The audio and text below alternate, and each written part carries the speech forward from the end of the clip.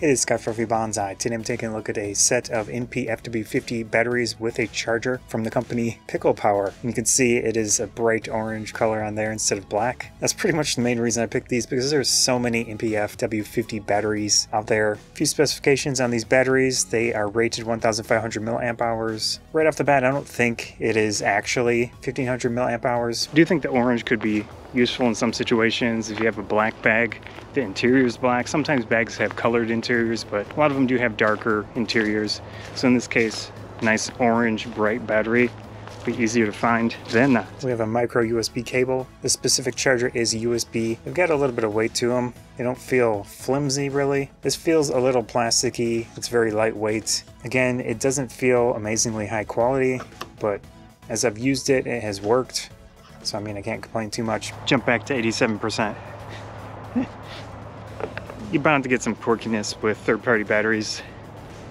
It's just never going to be as perfect as the OEM ones, which I'm generally fine with as long as it doesn't damage the camera. Interesting thing about this charger, it has 3 ways to connect it to power. On the side here has its own built-in USB cable. That's super convenient.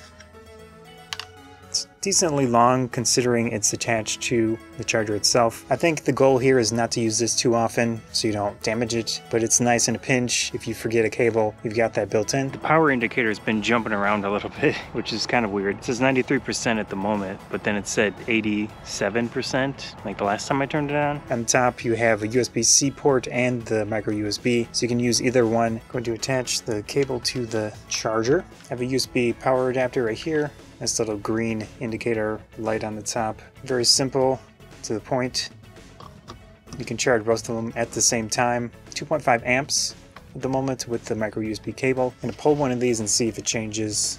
It dropped down to 1.3 amps. You can do a quick test with the built-in cable. 2.2 amps. It says it has an 18-month warranty on there. Don't seem to have any fitment issues. Works as the official battery would in that case. Of course, I really like the color.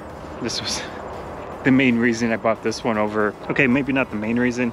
I like their brand name, Pickle Power. It was just stupid enough to catch my eye, which is probably the point. The official Sony battery is rated 1020 milliamp hours, and these are rated 1500. Again, I think they're very similar, if not the Sony is a little bit better with charge. Besides the color, the case looks very similar, which is good.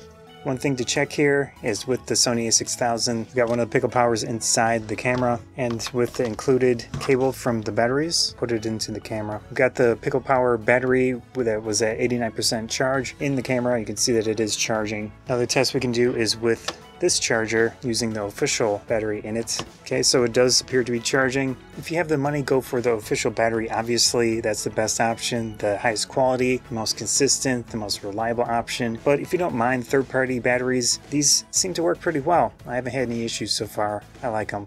I like the color. I like the goofy name they got with the Pickle Power going. The charger seems to work fine. Again, it's a little plasticky, but it works. Call it 51 minutes, 29%. Pretty sure the camera is going to last longer than the GoPro recording. Anyways, I'm Scott from Bonsai. Hope you enjoyed the video. Thanks.